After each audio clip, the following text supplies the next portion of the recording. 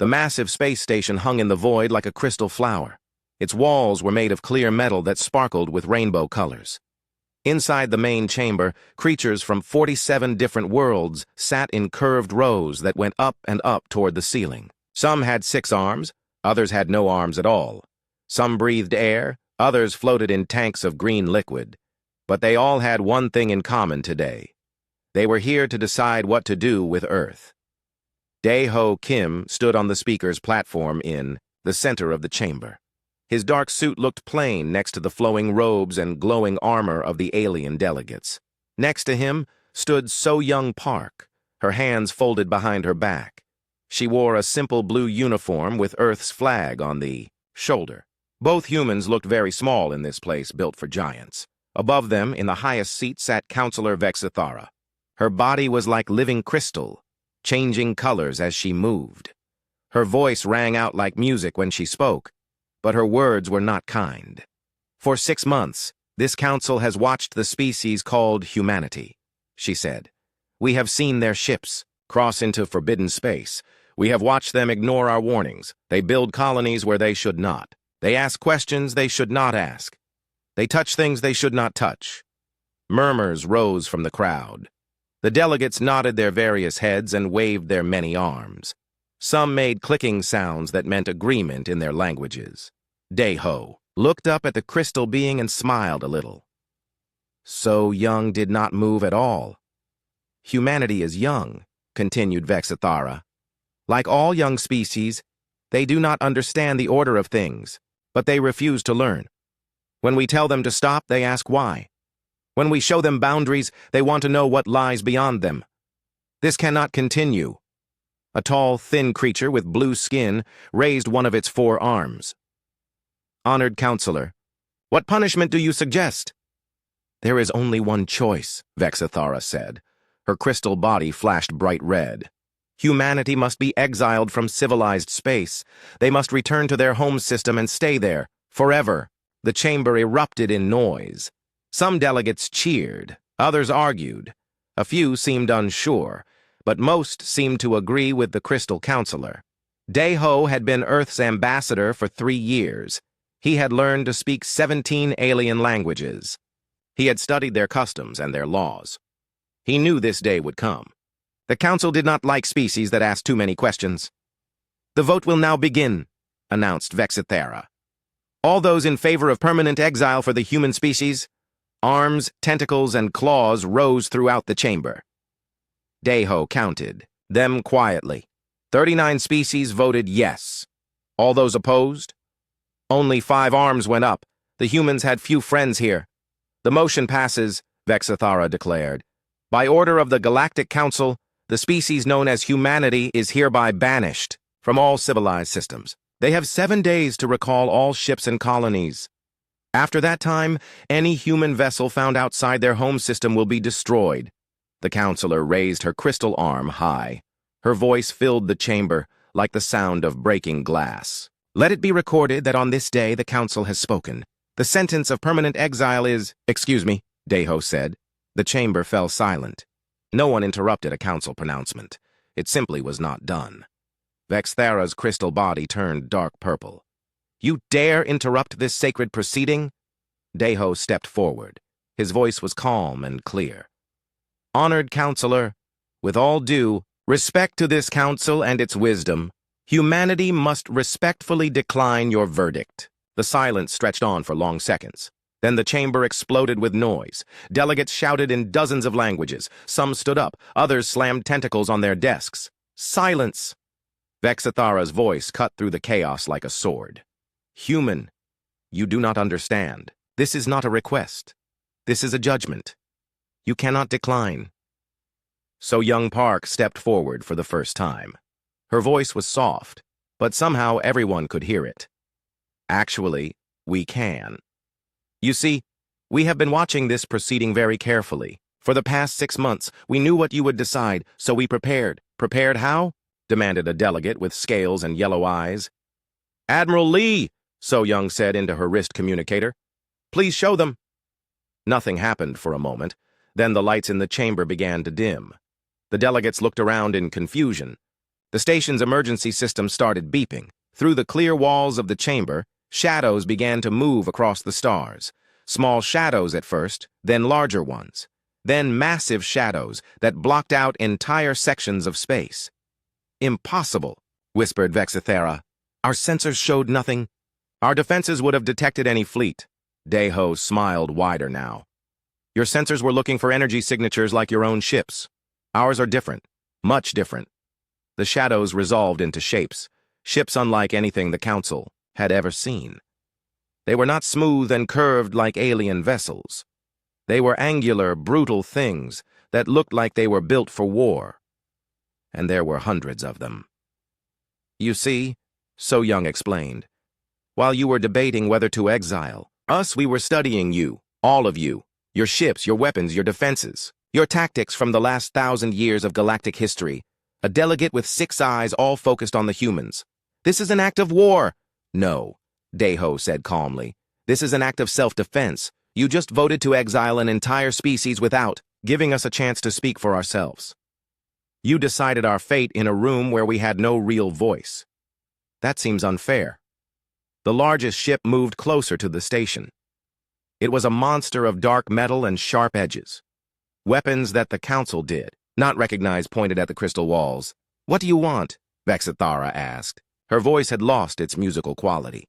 Now it sounded like breaking ice. "We want you to reconsider," So Young said. "We want to show you something you have forgotten in your 1,000 years of peace and order." "Which is what?" Deho looked up at the Crystal Counselor.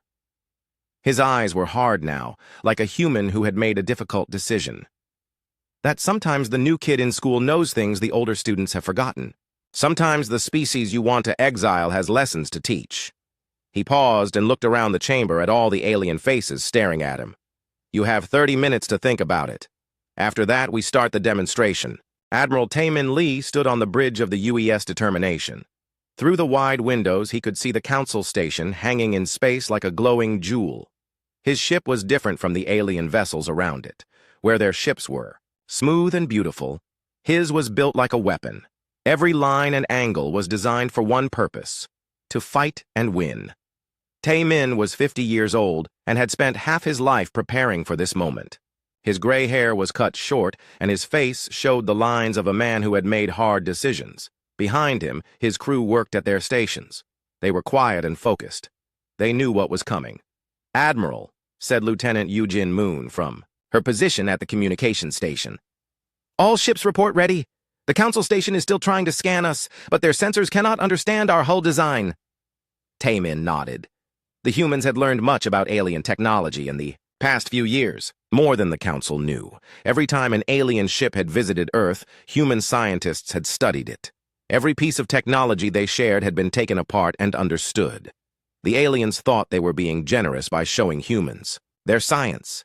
They did not know that humans were very good at learning from what they saw. "Signal from the diplomatic team," reported Communications Officer Bo Ram Yoon. "Ambassador Kim says we have 30 minutes to demonstrate our position." "Understood," Taemin said. He turned to his tactical officer. "Commander Oh, begin Phase 1. Jae-Sung Oh was a thin man with quick hands and sharp eyes. He had been planning this operation for months. His fingers moved across his control panel like a musician playing a song. "Phase 1 initiated, Admiral. All units moving to position. Around the Council station, human ships began to spread out. They moved differently than alien vessels. Where the Council ships flowed through space like fish through water, human ships moved with purpose. They did not waste motion. Every movement had meaning. The largest Council defense platform was a 1,000-year-old structure. It was beautiful, covered in flowing designs that looked like art. Its shields could stop any energy weapon the Council had ever built. Its own weapons could destroy a moon. "Commander." Oh smiled as he looked at his screens. "Target acquired. Loading kinetic projectiles." The human weapons were simple. They were metal rods, each one about the size of a telephone pole. There was nothing special about them except for one thing. They were moving very fast, much faster than anything the Council had ever seen. "Sir," said Dr. Hai-Jin Choi from her engineering station, "all systems show green. Projectile velocity at 97% light speed. Impact in 15 seconds. Taemin watched the tactical display. The defense platform had no idea what was coming. Its sensors could see the projectiles, but its computers could not understand what they were. The platform's shields were designed to stop energy weapons and plasma charges. They were not designed to stop a metal rod moving at nearly the speed of light. Impact in 5 seconds, announced Commander O. The defense platform simply disappeared. One moment it was there, a kilometer-long structure that had protected the Council for centuries. The next moment, there was only expanding gas and metal fragments. The kinetic energy had turned the entire platform into vapor. Alarms began sounding on every Council ship. Emergency broadcasts filled the communication channels. The aliens had never seen anything like this. Dr. Jung, Taemin said to his science officer, please explain to our hosts what just happened. Dr. Seok-ho Jung was a physicist who had spent years studying alien technology. He was also very good at explaining complex things in simple terms. He opened a channel to the Council station. Honored members of the Galactic Council, he said in his calm professor voice, what you just witnessed was a demonstration of kinetic weaponry. For the past 1,000 years, you have focused on energy manipulation, plasma weapons, particle beams, quantum disruptors. Very impressive technology. Another human ship fired. A second defense platform vanished in a flash of light. However, Dr. Jung continued, you seem to have forgotten the most basic law of physics. Mass times velocity equals energy. We simply accelerated a metal rod to very high speed and let physics do the rest. Your shields cannot stop something that massive moving that fast. In the council chamber, panic was spreading. Delegates were shouting in their various languages. Some were demanding immediate action. Others were calling for retreat. Counselor Vexthara's crystal body was flashing red and orange, colors that meant fear and anger. This is impossible. How did you get such weapons past our detection systems? On the Determinations Bridge, Communications Officer Moon received the question and passed it to Admiral Lee. Taemin smiled, but it was not a kind smile. Tell them, he said. Admiral Lee wishes me to explain. Moon broadcast to the Council. You see, our ships do not use energy signatures that your sensors recognize. We use chemical rockets, nuclear power, and kinetic weapons. Technology you consider primitive. Your computers are programmed to ignore such simple energy readings. It was like hiding in plain sight, added Dr. Choi from her station. Your sensors saw us, but your computers decided we were not important enough to report. A wing of Council interceptor ships moved toward the human fleet. They were fast, elegant vessels with powerful energy weapons. Each one cost more than a human city to build. Captain Min-ho Kang commanded the human fighter squadron. His ships looked like flying bricks compared to the graceful alien interceptors. But appearances could be fooling. Council fighters approaching. Kang reported over the radio. Permission to engage? Granted, Taemin replied. Show them what human pilots can do. The battle that followed was not really a battle. It was a lesson. The alien pilots were skilled, but they had learned to fight other aliens. They expected energy weapons fired in straight lines. They expected shields that would protect them from plasma blasts. The human fighters did not use energy weapons. They used guns, simple projectile weapons that fired metal bullets. The alien shields, designed to stop plasma, could not stop metal. Moving at high speed, one by one the Council interceptors were destroyed. Their pilots ejected safely, but their ships were gone. This is madness, Vexthara broadcast to the human fleet. You cannot defeat the entire Galactic Council, Admiral. Lee stepped forward to the main screen. His face was calm, but his eyes were hard. Honored Counselor, we are not trying to defeat you. We are simply showing you that Exile works both ways. Another group of human ships moved to surround a Council cruiser. The alien ship was 3 times larger than any human vessel, but it stopped, moving when the humans pointed their weapons at it. You want to exile humanity from civilized space, Taemin continued. But what if we decide that your definition of civilized needs to change? What if we decide that the Council itself should be exiled? The implications of his words spread through the Council chamber like fire. For 1,000 years, the Council had ruled through fear and superior technology. No species had ever challenged them successfully. Now, in the space of 30 minutes, a species they considered primitive had destroyed 2 defense platforms, defeated their interceptor squadron, and surrounded their ships. "What do you want?" Vexithara asked. Her voice had lost all its musical quality. Now it sounded like grinding stone. Taemin looked at the tactical display. Human ships now surrounded the entire Council fleet. More were arriving every minute, emerging from hiding places throughout the system. "We want you to listen," he said. "Really listen." For the first time in 1,000 years, Captain Bo-Ram Yoon sat in the cockpit of her fighter, watching the Council's main battle fleet approach. The alien ships moved in perfect formation, their hulls shining with energy shields. Each vessel was a work of art, designed by species that had centuries to perfect their craft. The lead ship was the Eternal Glory, flagship of the Council's navy. It was 5 kilometers long and had never lost a battle. Bo-Ram's fighter was different. It looked like a metal box with engines attached. No one would call it beautiful, but it had something the alien ships did not have: human engineering. Every part was designed to be fixed quickly, every system had a backup, and every weapon was built to kill. "All fighters, this is Yoon," she said into her radio. "Remember your training. They think in patterns, we think in chaos. Use that." Behind her, 24 human fighters formed up. Each pilot had trained for this moment. They had studied every battle the Council had ever fought. They knew how aliens thought, how they moved, how they attacked. The Council fleet had 40 ships. Each one was larger and more powerful than anything humanity had ever built. Their weapons could destroy planets. Their shields could stop stars. For 1,000 years, no one had challenged them and won. "Council fleet, this is Admiral Keth Var of the Eternal Glory," came a voice over the communication system. "Surrender now, and we will allow your species to live in exile. Continue this attack, and we will destroy every human ship and colony."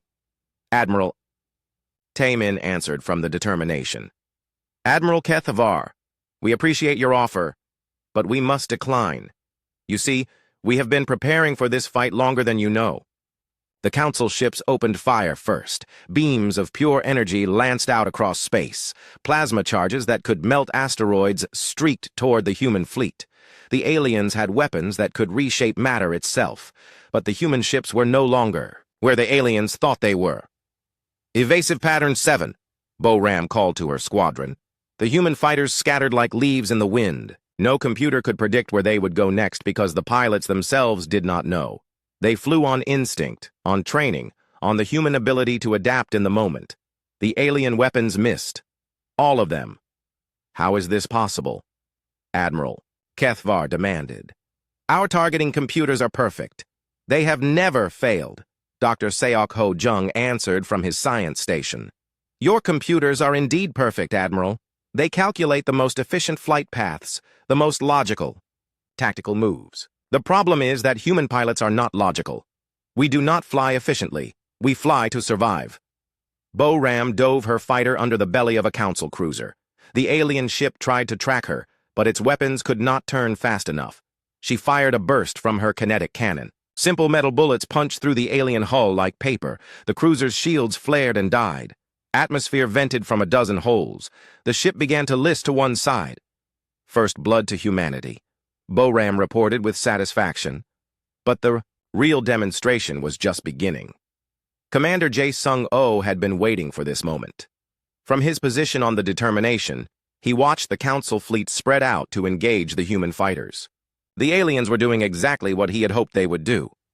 "Admiral," Oh reported to Taemin, "enemy fleet has assumed standard battle formation. They are following Tactical Doctrine 7 Alpha." "Understood," Taemin replied. "Execute surprise package." What happened next would be talked about in military academies for generations. The humans had not just brought fighters and cruisers to this battle. They had brought something else, something the Council had never seen before. Hidden among the human fleet were cargo ships. They looked harmless, like the kind of vessels used to transport supplies between planets. But these cargo ships had been modified. Their cargo holds did not contain food or equipment. They contained kinetic projectiles, thousands of them. The cargo ships opened their holds and released their deadly cargo. Metal rods, each one guided by a simple computer, began to accelerate toward the Council fleet. There were so many projectiles that they looked like a metal rain falling through space. "Impossible!" Admiral Keth Var shouted. "No ship can carry that many weapons." You are correct, Dr. Young replied calmly. No warship can carry that many weapons, but a cargo ship can carry almost anything. The first wave of projectiles hit the Council fleet. Shields that could stop energy weapons were useless against simple metal moving at incredible speed. Ships that had survived 1,000 battles were cut apart in seconds. The Eternal Glory's shields held for a moment, then failed. A dozen projectiles punched through the hull. The great ship shuddered and began to break apart. This is not war, Kethvar transmitted as his ship died around him. This is madness. No, Admiral Taemin replied. This is human warfare. We do not fight to look good. We fight to win. But the humans were not done. While the Council fleet was busy dodging kinetic projectiles, Captain Min Ho Kang led a strike team to their real target. The Council's command station was protected by the most advanced defenses in the galaxy. Energy shields, plasma barriers, and quantum locks protected it from any possible attack. Kang's team did not attack the station directly. Instead, they attacked something else, something the Council had never thought to protect. Target acquired, Kang reported. Beginning ice mining operation. The strike team flew to a nearby comet. Using industrial mining equipment, they began to break off chunks of ice. Each chunk was the size of a building. Then they began to accelerate these ice chunks toward the command station. What are they doing? Demanded a Council technician. Ice cannot penetrate our defenses. The technician was right. Ice could not penetrate energy shields. But ice had other properties. When it hit an energy shield at high speed, it did not bounce off. It vaporized. It became a cloud of superheated steam that spread out in all directions. Soon, the command station was surrounded by a thick cloud of steam. The station's sensors could not see through it. Their weapons could not target through it. For the first time in centuries, a Council command station was blind. Now you cannot see us, Captain Kang transmitted. But we can see you. Human ships moved through the steam cloud like ghosts. Their sensors, designed to work in the thick atmospheres of planets, had no trouble seeing through water vapor. They positioned themselves around the station and waited. Lieutenant Subin Han coordinated the final phase of the attack from her position aboard the strike cruiser Defiance. She was a tactical genius who had studied every battle the Council had ever fought. She knew their weaknesses better than they did. All units in position, she reported. Station is blind and helpless, awaiting orders. Admiral Taemin looked at the tactical display. In less than 2 hours, the human fleet had destroyed or disabled half the Council's navy. Their command station was surrounded and helpless. The rest of their ships were scattered and confused, but Taemin did not order the final attack. Instead, he opened a communication channel to the Council station. Honored members of the Galactic Council, he said, we have demonstrated our capabilities. Your fleet is defeated. Your station is surrounded. But we are not here to destroy you. We are here to teach you something. In the Council chamber, the delegates sat in stunned silence. Their perfect navy was gone. Their unbeatable defenses had failed. Everything they believed about warfare had been proven wrong in a single afternoon. What lesson? Counselor Vexithera asked. Her crystal body was now completely gray, the color of defeat. That sometimes the students become the teachers, Taemin replied. You tried to exile us because we asked too many questions. Because we would not follow your rules. But maybe your rules needed to be questioned. He paused, looking at the defeated alien faces on his screen. Maybe it is time for the galaxy to learn some new rules. Colonel Min Ho Kang floated in the wreckage of what had once been the Council's greatest battle station. His spacesuit lights cut through the darkness, revealing twisted metal and frozen atmosphere. Around him, his Special Forces team moved. Like shadows, their equipment scanning everything they found. For 3 years, Kang had been the Council's worst nightmare, though they never knew it. While serving as a military attaché to various alien worlds, he had been doing much more than diplomacy. He had been learning. Every Council base he visited, every alien ship he toured, every piece of technology he was shown in friendship, all of it had been carefully studied and recorded. Sir, reported Sergeant Eugene Moon through the radio, found the main data core, just like the intelligence said it would be. Kang smiled inside his helmet. The intelligence had come from Dr. Yunhee Shin, who had spent years pretending to be a simple human scientist interested in alien culture. In reality, she was one of Earth's best spies. While the Council thought she was studying their art and music, she was mapping their entire military structure. "Good work, Moon," Kang replied. "Extract everything. Communications, battle plans, weapon specifications. All of it." The data core was the size of a small room, protected by quantum locks that the Council believed were unbreakable. But humans had learned to think differently about problems. Instead of trying to break the locks, they had found another way. Specialist Jae-Sung-Oh connected his equipment to the core's power supply. The device he used was simple, a modified mining tool that humans used to extract metals from asteroids. But when connected to alien technology, it did something unexpected. "Power drain initiated," Oh reported. "Quantum locks failing in 3, 2, 1. The locks did not break. They simply ran out of power to maintain themselves. Within minutes, the team had access to the Council's most secret files. What they found changed everything. "Colonel," Moon's voice was tight with excitement, "you need to see this. The Council hasn't fought a real war in over 800 years. Their last major battle was against a species called the Vorthan Empire." Kang looked at the data scrolling across his screen. The Vorthan had been a proud warrior race that refused to bow to Council authority. The war had lasted 50 years and cost millions of lives. In the end, the Council had won through superior numbers and technology. "What happened to the Vorthan?" Kang asked. "Extinct," Moon replied quietly. "The Council didn't just defeat them, they wiped them out completely. Every world, every colony, every ship. The official records say it was necessary for galactic peace." Kang felt a chill that had nothing to do with the cold of space. This was what the Council meant by exile. They did not just want humanity to stay home. They wanted humanity gone. More data flowed across their screens. Battle reports, tactical analyses, weapon tests, all of it painted the same picture. The Council was not the peaceful organization they pretended to be. They were conquerors who had crushed anyone who opposed them. "Sir," Specialist O called out, "found something else. Plans for Project Silence." Kang moved to O's position and read the file. Project Silence was a contingency plan created just 6 months ago when humanity first applied for Council membership. If the humans proved troublesome, the Council would use their most powerful weapon against them. The weapon was called the Starkiller. It was a device that could make a sun explode, destroying entire solar systems. According to the plans, it was already in position near Earth's sun. "They were going to kill us all," Moon whispered. "Yes," Kang said grimly, "but they made one mistake.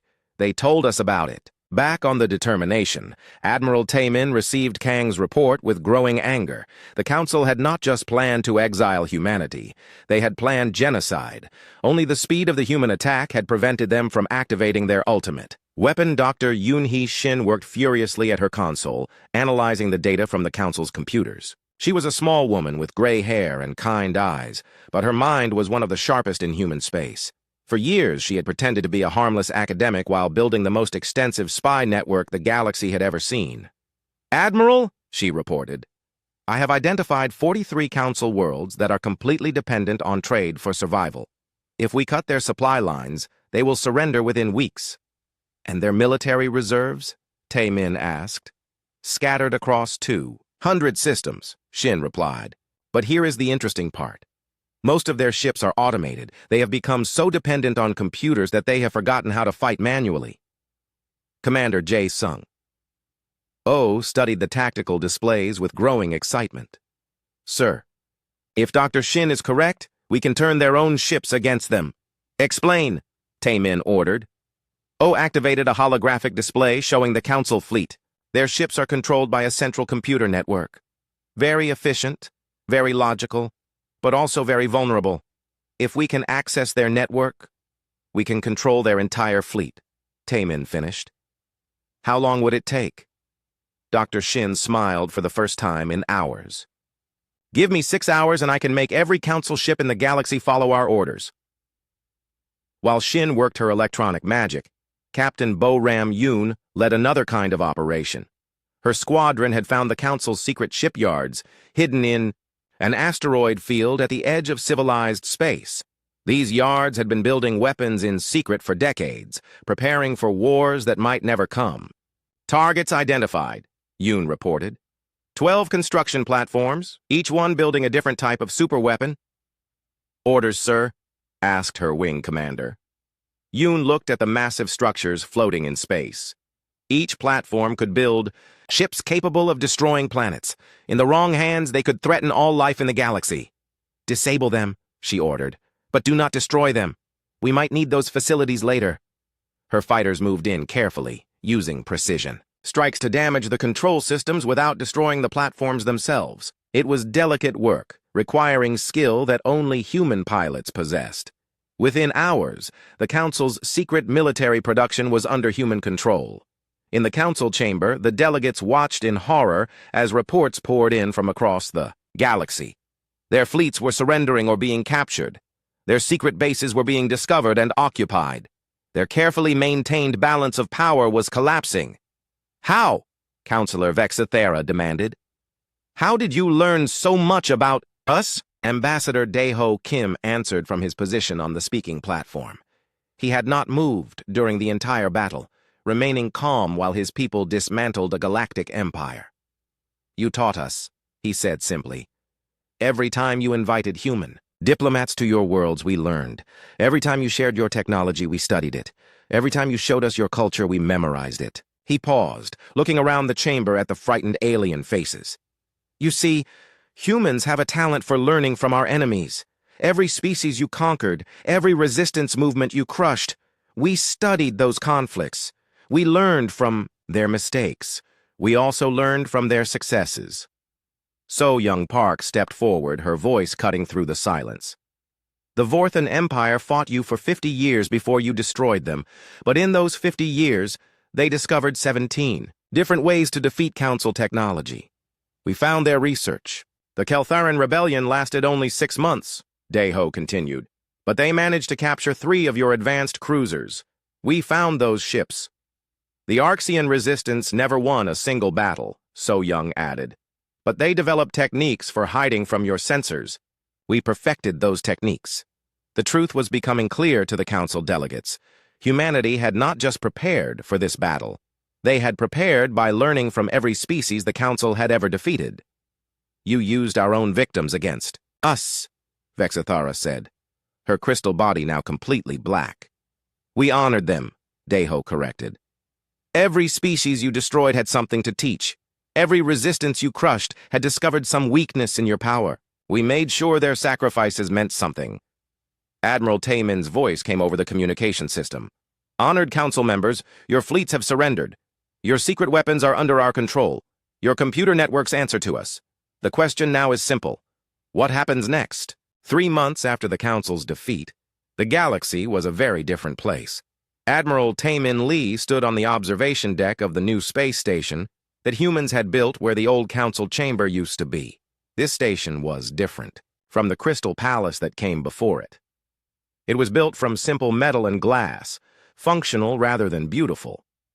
But it represented something the galaxy had never seen before, a government that served everyone, not just the powerful. Through the wide windows, Taemin could see ships from dozens of species arriving and departing. But these were not the sleek, proud vessels of the old Council fleets. These were merchant ships, exploration vessels, and colony transports. Ships that carried families and dreams instead of weapons and fear. Admiral, reported Captain Bo-Ram Yoon as she approached, the delegation from the Keltharan systems has arrived. They want to join the Commonwealth. Taemin nodded. The Keltharans had been one of the species the Council had crushed centuries ago. Their survivors had lived in hiding, scattered across forgotten worlds. Now they were returning, drawn by the promise of freedom that humanity offered. Send them to Ambassador Park, Taemin said. She will handle the negotiations. So Young Park had become humanity's chief diplomat after the war. She was good at listening to what other species needed, something the old Council had never learned to do. Her office was always busy with aliens who wanted to join the human Commonwealth or needed help solving problems. The Commonwealth was not like the old Council. There were no votes to exile troublesome species. There were no secret weapons pointed at disobedient worlds. Instead, there were treaties based on mutual benefit and respect. Dr. Hye-Jin Choi had made this possible by sharing human technology freely. Fusion power plants that could provide clean energy for entire planets. Medical scanners that could detect diseases before symptoms appeared. Food production systems that could end hunger on any world. The interesting thing, Choi explained to a group of alien engineers, is that these technologies work better when everyone contributes. Your species has knowledge we need, just as we have knowledge you can use. This was the fundamental difference between the Commonwealth and the Old Council. The Council had ruled by keeping other species dependent and afraid. The Commonwealth grew stronger by making its members stronger. Colonel Min-Ho Kang now ran the Commonwealth's intelligence service, but his job was very different from what Council spies had done. Instead of looking for enemies to destroy, he looked for problems to solve before they became dangerous. "Sir," reported Sergeant Yu-Jin Moon from her desk covered with data screens, "the Vraxian trade route is being attacked by pirates again. Third incident this month." "Send Captain Yoon and her squadron," Kang ordered. "Standard protection protocol. Disable the pirate ships, capture the crews, find out why they turned to piracy." This was another difference. The Old Council would have simply destroyed the pirates and called it justice. The Commonwealth tried to understand why people became criminals and fix the problems that created crime.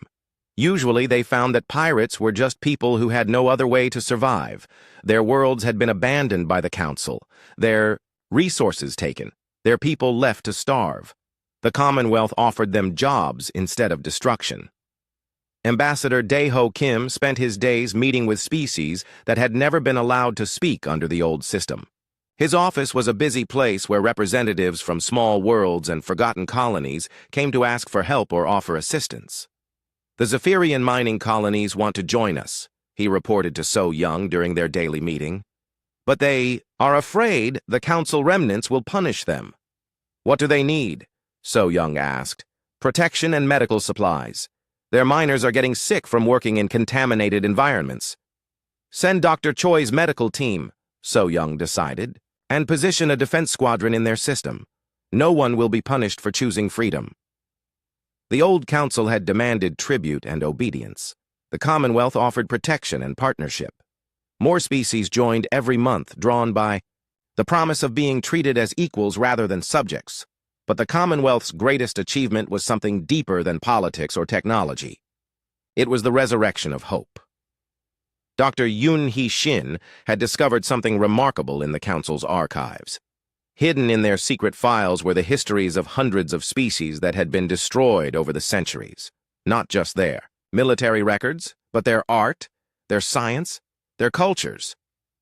"We cannot bring back the dead," Shin explained to a gathering of Commonwealth representatives.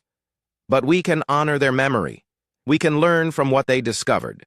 We can make sure their knowledge survives." This became the Commonwealth's greatest project. On a dozen worlds, human and alien scientists worked together to rebuild the lost civilizations.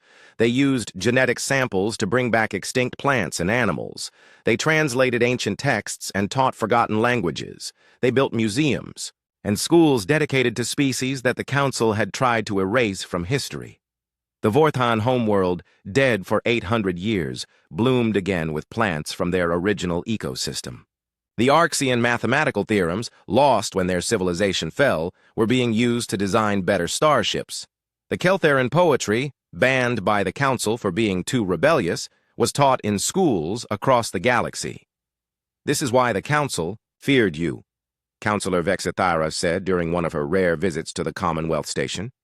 The crystal being had changed since the war. Her body was no longer the proud rainbow of colors it had once been. Now it was mostly clear, like glass, filled with regret. "They knew that humans do not just conquer," she continued. "You remember. You learn. You make the dead live again through their ideas." Dae-Ho looked at the former council leader with something that might have been pity. "We learned that from you, actually. Every time the Council destroyed a species, you kept records. You saved their history even as you erased their future. Deep down, even you knew that what you were doing was wrong." Vexithara's crystal form flickered with patterns of blue and gray. "We told ourselves we were bringing order to chaos." We believed that peace required strength, and strength required fear. Peace requires justice, So Young said gently. And justice requires that everyone has a voice. The Commonwealth now included over 200 species, from great star-spanning civilizations to single-world colonies. Each one had a voice in the government. Each one contributed according to their abilities and received according to their needs. But perhaps the most important change was in how conflicts were resolved. When disputes arose between member species, they were settled through negotiation and compromise, not force. When resources were scarce, they were shared based on need, not power. When new technologies were discovered, they were given freely to all who could benefit. Admiral Taemin looked out at the busy traffic around the station and smiled. Somewhere out there, human exploration ships were mapping new star systems alongside alien partners. Human scientists were working with alien researchers to solve the mysteries of the universe. Human families were building homes on alien worlds, while alien families did the same on human colonies. "Status report," he asked Captain Yoon. All quiet. "Sir," she replied. "No distress calls, no pirate attacks, no requests for military intervention. Just peaceful trade and exploration." "Good," Taemin said. "That is exactly what we fought for." The Council had voted to exile Earth because they feared what humanity might become. They had been right to fear, but wrong about what they were fearing. Humanity had not become conquerors or destroyers. They had become something the galaxy had never seen before, liberators who liberated not just worlds, but ideas. The old Council had ruled the galaxy for 1,000 years through fear and force. The human Commonwealth had replaced them in less than a year through hope and friendship. Sometimes the best way to win a war is to make it unnecessary to fight one, and sometimes the species that gets exiled is the one that needed to leave the most.